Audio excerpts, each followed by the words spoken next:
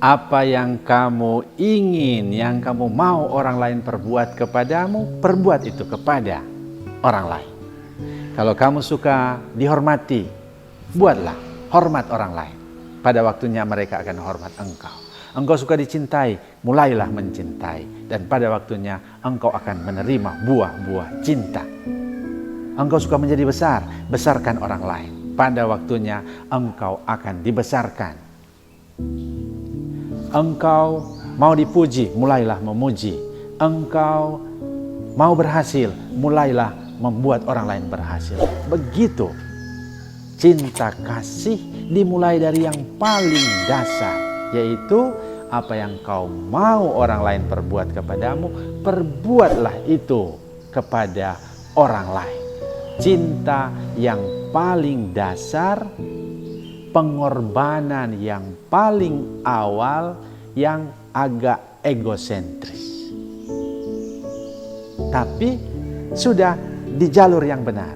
Apa itu? Jalur cinta kasih. Biarpun masih sangat mendasar. Tahap yang kedua dari cinta kasih itulah cinta yang altrosentris. Bukan saya beri karena mereka akan memberi kepada saya, tapi semata-mata saya beri karena mereka.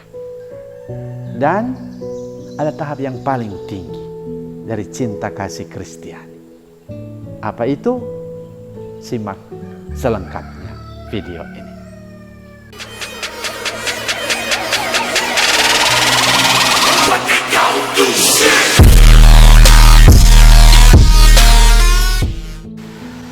Salam jumpa bersama saya Pastor Chris dalam berbagi inspirasi hari ini.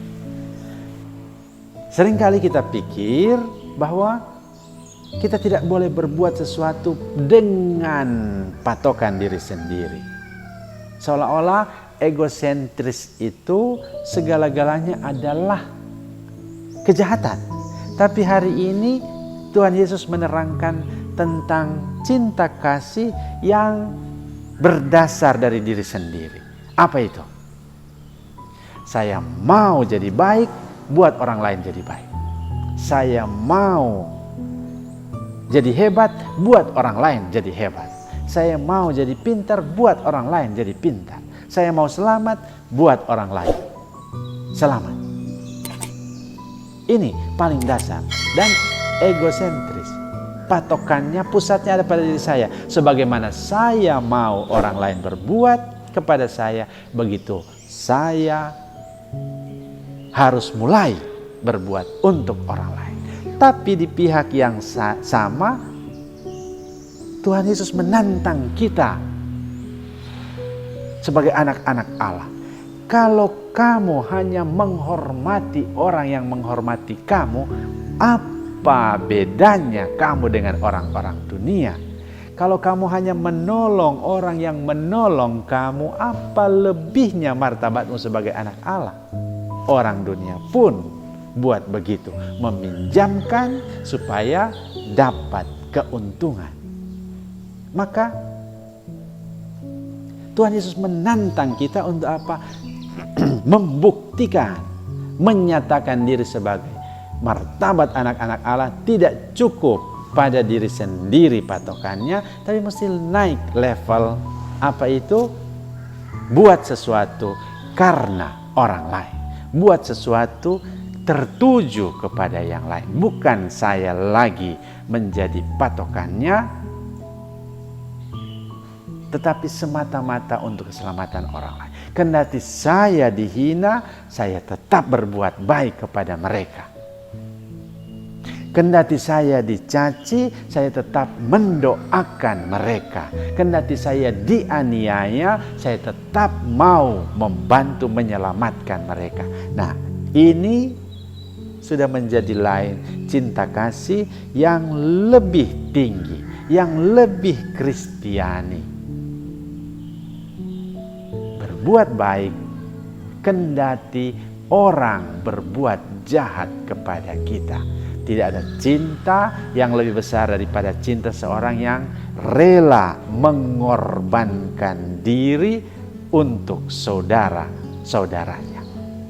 Nah, dengan cara begini kita menjadi pancaran cinta Tuhan bagi yang lain. Seperti Tuhan memberikan matahari kepada orang baik pun kepada orang jahat tanpa pandang bulu, begitu juga kita sebagai anak-anak Allah diminta memancarkan cinta Allah kepada dunia supaya menjadi kesaksian bagi dunia bahwa cinta kita tidak bisa dibatasi oleh apapun juga, oleh penindasan, oleh kekerasan, bahkan oleh kematian. Kita tetap belajar untuk terus mencintai dalam keadaan apa saja. Ini tentu berat, tetapi itulah keunggulan kita.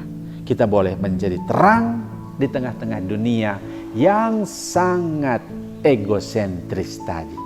Saya hanya mau menghormati orang yang menghormati saya. Saya hanya mau baik kepada orang yang segelongan dengan saya. Saya hanya mau menanamkan jasa kepada mereka yang menguntungkan saya.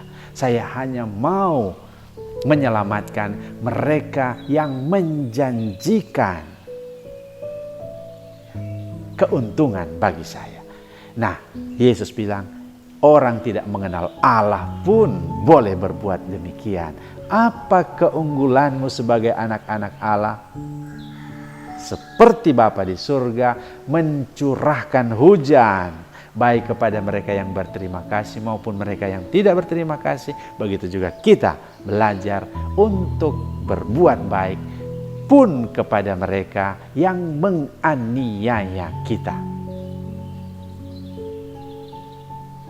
Diberi pipi, ditampar pipi kiri, beri pipi kanan. Begitu cara menyampaikan, membagikan cinta kasih sebagai putra putri Allah. Tapi ada tahap yang ketiga. Apa itu? Berbuat baik, rela berkorban, bukan karena dia lagi, tapi karena wajah Allah ada dalam dia. Nah, kemampuan untuk melihat orang lain bukan sebagai dirinya saja, tetapi sebagai tanda kehadiran Allah, undangan Allah bagi kita. Sehingga ada orang yang kesusahan di jalan, kita melihat wajah Allah sedang mengundang kita untuk berbuat sesuatu. Nah, cinta kita tertuju kepada Allah melalui orang lain. Karena itu dalam Matius bab 25, pengadilan terakhir, Yesus mengatakan, ketika aku lapar, kamu memberi aku makan. Ketika aku haus, kamu memberi aku minum. Kapan? Nah, ini orang-orang yang hidup dalam kebenaran Allah, orang-orang yang menjadi putra-putri Allah, sebenarnya, sesungguhnya, itulah mereka yang mampu melihat wajah Allah dalam diri yang lapar, dalam diri yang haus. Maka itu inspirasi untuk kita hari ini. Mari kita berjuang untuk menjadi pancaran cinta Tuhan dalam 3 tingkatan ini. Tingkatan yang pertama, seperti saya mau orang buat baik kepada saya, begitu saya harus mulai buat baik kepada orang lain. Agak egosentris, mendasar, tapi kita mulai dari situ. Kalau kita sudah terbiasa dari situ, kita naik ke yang lain. Bukan lagi karena diri saya, tapi semata-mata karena orang lain. Mereka berbuat kasar pun, saya tetap berbuat baik kepada mereka. Dan yang ketiga, itulah melihat wajah Allah dalam diri sesama saya. Dengan begitu, cinta kasih kita pelan-pelan naik. Untuk apa? Mencapai kesatuan dengan cinta Tuhan. Perbuatan-perbuatan cinta dunia mengarahkan kita pada pernyataan cinta yang sempurna dalam Allah Tritunggal. Karena tinggal 3 hal ini yang utama, iman, harap, dan kasih. Tapi yang abadi adalah kasih, yaitu apa? kasih kepada Allah. Tidak akan musnah, akan abadi.